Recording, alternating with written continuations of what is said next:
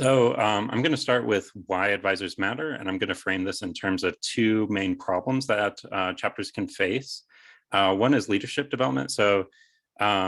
It's pretty common that a president comes into office in a TBP chapter or something like that, or something along the lines of president, and maybe their experiences in terms of teamwork have been somewhat subpar. It's not uncommon for a president to come in and they are used to basically having to do all the work in their class projects and stuff like that, and that works for them there.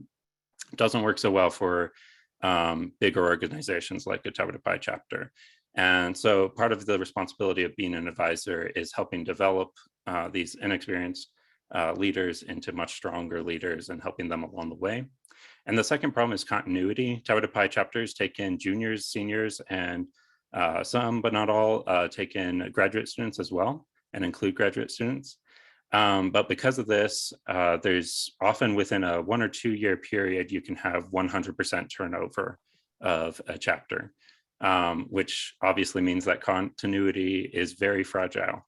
And so part of the point of being an advisor with a 4-year term, or sometimes a little bit less, but usually 4-year term, is that you can provide that continuity and that long-term focus and long-term memory to a chapter. So speaking of long-term memory for a chapter, there are some chapter operations that you should know, and these may be specific to your chapter. Some of these are specific to, or are in general to all chapters, but some are very specific to your own chapter. You should be aware of how your chapter conducts its initiation process. You should be aware of how it holds its finances and maintains its finances. You should also be at least aware of the reports that are required for headquarters, your officer election process, also any significant recurring chapter events. It's not uncommon for a chapter to have developed a special event that it does every year. Like at mine, it was an engineering barbecue where we took in all the different engineering clubs on campus and did a barbecue together. Things like that often take a lot more planning and much longer planning process, and it's usually good to have an advisor who knows how to run that type of event so that they can give tips, and that way the students aren't having to reinvent the wheel each year. And also be aware of rules for operating on campus or within the city or town.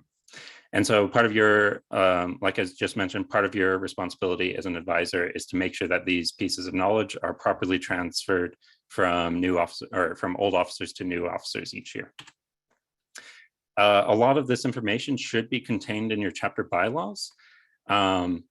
Your chapter bylaws are basically like the governing document for your chapter. And I should note now that we are going to send out these slides along with all these links and a couple more resources that hopefully you'll find useful. So you'll be able to click on this link if you don't already have access to your chapter bylaws, find your chapter, and then pull those up. And so if you don't have access to that, that way you'll be able to get that and figure out what's on there. It is not uncommon for these chapter bylaws to be wildly out of date though. So if you read the bylaws and they do not match reality for your chapter, make sure that you encourage your chapter to update those bylaws so that they can be useful in the near future, hopefully. Some other common themes that advisors might be involved with. Often they audit or in some way help manage the chapter's financial records. They also can help aid in the chapter reports and records. And they also help sort of give a long-term view, like I mentioned, reviewing how the chapter conducts its business and trying to suggest improvements that can be made. Advisors are also totally welcome to attend convention or, and ideally both, your district conference, which is a little more local and usually easier to get to. And like I said, there can be often recurring events at your chapter that are a little bit more involved, and it's a good idea to have an advisor on hand who at least knows how to run that event. Advisors also comprise what's called the advisory board, which is made of 4 advisors and the president, vice president, and corresponding secretary of the chapter. The advisory board is required to meet at least once per term, and you can kind of think of these meetings as a great opportunity to reflect on where the chapter is right now and where you would like to take it and how to get there. It's also a great chance for high-level decision-making, like I said, what comes next for the chapter, that type of thing. It also is meant to provide sort of a checks and balances system for the chapter. So if the chapter passes bylaw changes, before those go into effect, the advisory board has to sign off on them. And also, if a student officer has completely abandoned ship, the advisory board does have the authority usually to remove that student officer so that someone new can take that place. And I would say most importantly, the advisory board is an official mechanism for alumni input on chapter operations, so that the alumni can give their feedback as well. A few really common advisor mistakes, at least coming from the members of chapter development committee. These are some things that we've noticed have gone wrong. One of the big ones, which should be a no-brainer, but unfortunately is not sometimes, is you don't want to demean the student officers. I think one of the most common situations that this comes up is if you are advising a chapter that you were just president of, and then if you feel that the new officers are not living up to your legacy, if that makes sense. Some advisors don't handle that well. You really need to step back and let them do what they're going to do. You don't want to take control or try to pressure them into doing what you want them to do. Sort of the opposite end of the spectrum is that sometimes over time, advisors become far too detached from their chapter and completely lose track of where it is, where it's struggling, where it's exceeding, and things like that. And a less common but thing that does sometimes come up is that advisors might start working against each other, which is very counterproductive, as you can probably imagine. We'll get into the panel in just a sec, but I did want to bring up, if you ever have a question as an advisor, who to ask. And there's basically two main people that I would say you want to contact. One is that you have local district directors, and these are experienced Tabatapai alumni who can usually answer questions relating to chapter operations, that type of thing. And the other main contact that you want to have written down somewhere or in your email is chapters@tbp.org. This is the branch of Tabatapai headquarters that specifically focuses on chapter operations. So if you ever have questions on things like reports, finances, Tabatapai programs, the initiation process, things like that, that is the email that you generally want to go to. I think for me, the best part of being an advisor is something that Alan touched upon before too, being able to empower the student officers to develop their own leadership skills and step into that type of leadership role when it's often their first time in such a position, and letting them know, Tabatapai is a student-run organization. It really is you who gets to make the decisions and set the pace for your chapter. So I think it's really nice to be a part of that and see them develop into leaders over the course of their terms. Absolutely, hands down, the best part of the job is working with the students. You see them come so far from September to May. It just, watching the leadership skills develop as they practice them, run into some issues here and there, but hopefully overcome those. You really get to see them grow, and that's my favorite part. Well, first of all, I would put in one thing that was not in the slides that I think that everyone here should know, and that is 1-800-TAL-BETA. That is the phone number for the headquarters. A lot of people don't like to pick up the phone and call anymore, but sometimes that when you need an answer fast, it's faster than email. So this is definitely something good for new advisors to know. 1-800-TAL-BETA, easiest phone number you'll ever memorize. So something that Alan said in his introduction about chapter officers who are president and they graduate and they get elected to the advisory board. And that was certainly my story because my chapter didn't have any active advisors. We just had someone in the dean's office who would occasionally send an email saying, hey, would you pick up the mail already? And that was, not a good situation. And so we were trying to find advisors, and we ultimately found them in ourselves. That myself and another officer, when we graduated, we immediately became advisors. But there weren't a lot of resources, so we kind of had to figure it out as we went and learn everything. So So I guess the main thing that I wish I would have known is just what resources that I had access to. Would have been really helpful. Found that the interactions with headquarters are more than other organizations I'm involved with. I'm also an advisor for ASCE, SWE, HKN, and the involvement with headquarters for Tau Beta Pi's and the requirements and the details with regard to initiation and eligibility and so forth seem to me to be a lot more than those other organizations. Maybe that's just my perception, or maybe I'm less involved with the other groups or something, but it just seems like I get more notices from headquarters at Tau Beta Pi saying, you didn't do this in time, or you only have this much time for this to happen. So I wish I'd known ahead of time.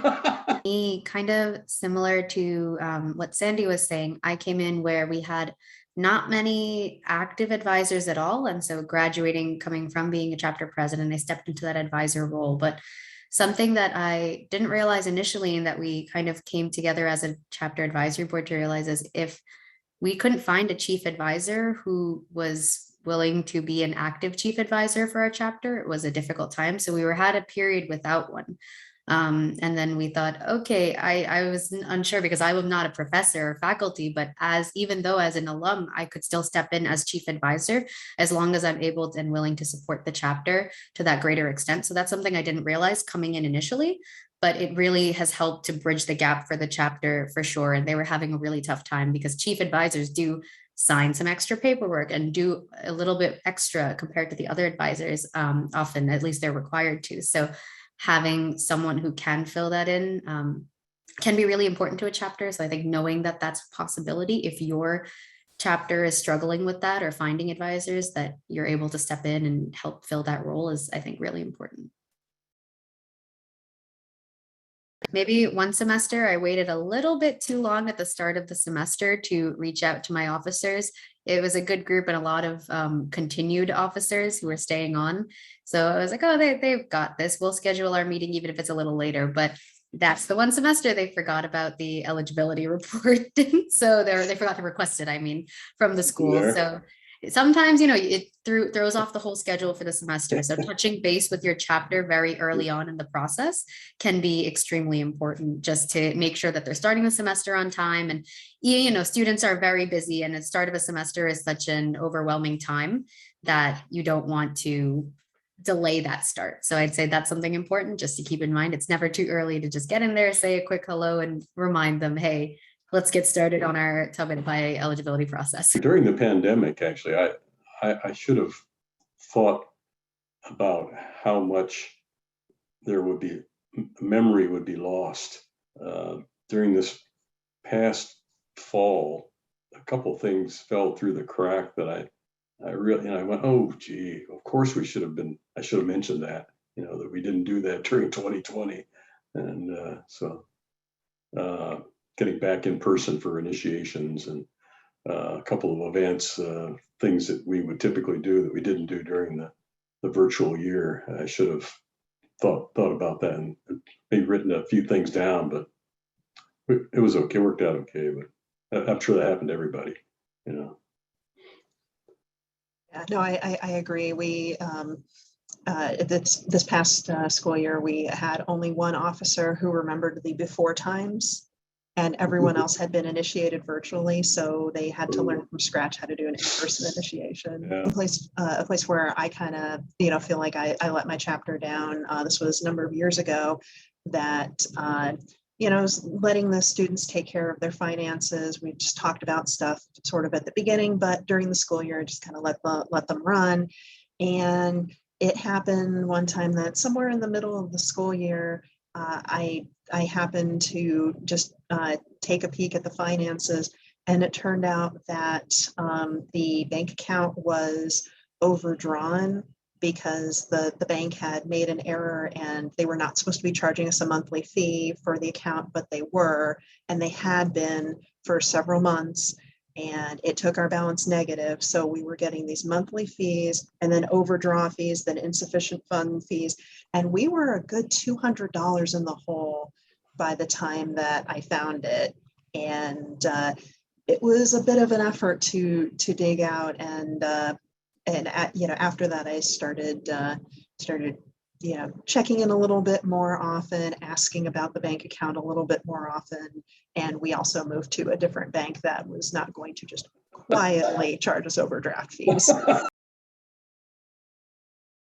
For new officers, new advisors attending convention and or district conferences is really valuable.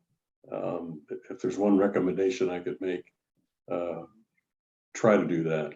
I really found those to be so valuable to interact with other advisors and headquarters people at the national convention and district directors at the local level. But if there's one thing that I found valuable, that would be it. Yeah, I agree. It's really helpful to have that contact with kind of your colleagues at other chapters and see what they do, and just realize that you're not alone in this. It can feel very very lonely sometimes, that you're just trying to advise your chapter on your own, but you don't exist in a vacuum.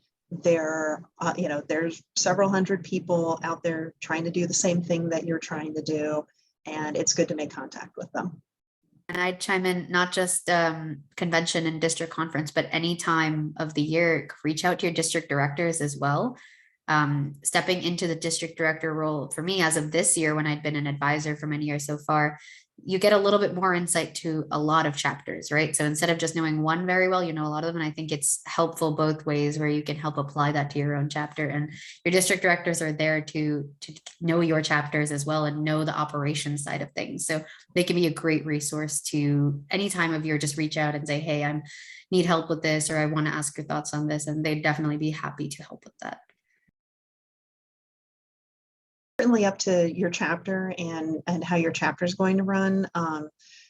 With now that Colorado Beta is up to a full slate of advisors, we try to have a goal that there's at least one advisor shows up to anything. So be it officer meeting, regular chapter meeting, events. We don't always have an advisor at events, depends what the event is and everybody's schedules, but particularly anything where where a lot of work's getting done or decisions are being made, we try to have one advisor there, and we all coordinate offline to say that hey, I'm really busy this week, is someone else available?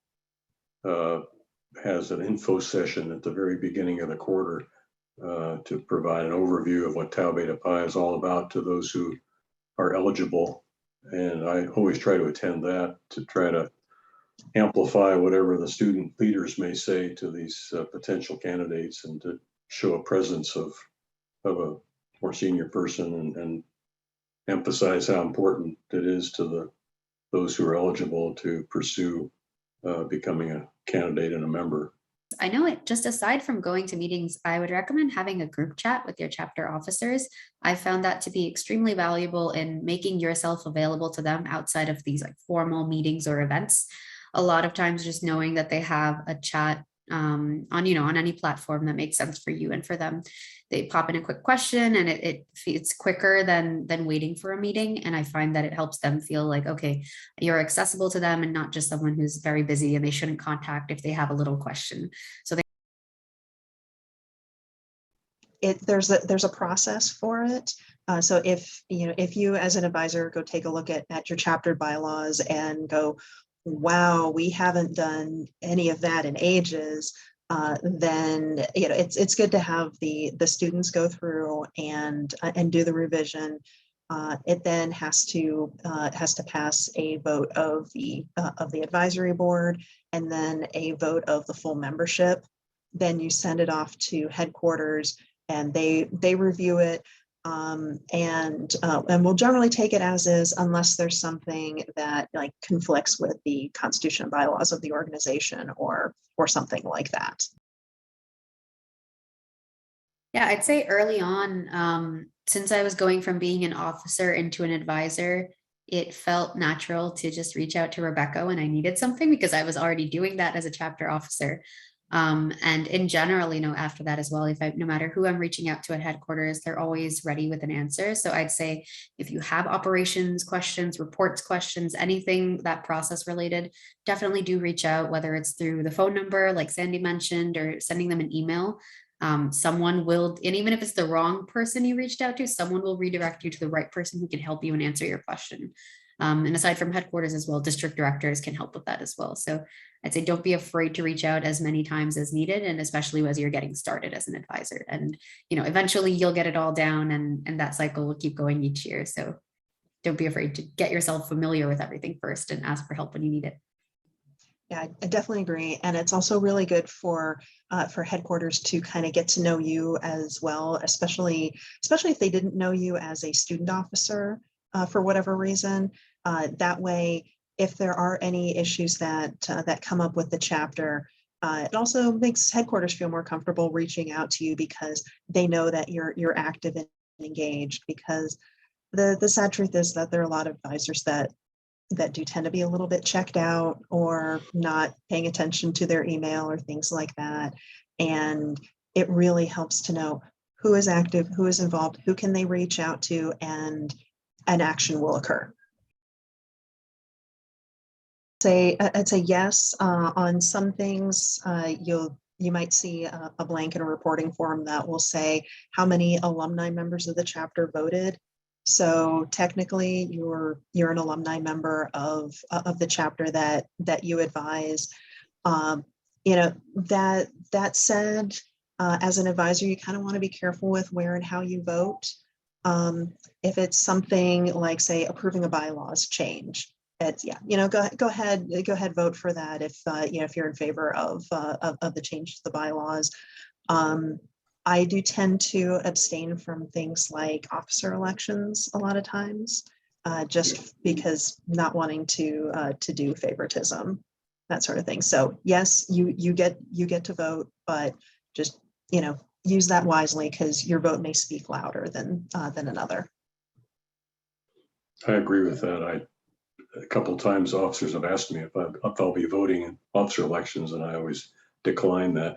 But I actually didn't realize that I might consider voting for bylaws. I always thought that was a student voting situation too. So I've really not voted on anything over the years, I don't think. Well, it's helpful because there's some things that require supermajorities and things like that. And so your vote can add to that because that's a case where an abstention equals a no.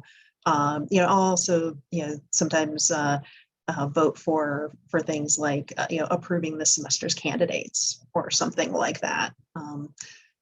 I haven't been doing that in recent years when we went to sort of electronic voting, but I always voted for it when we were in person.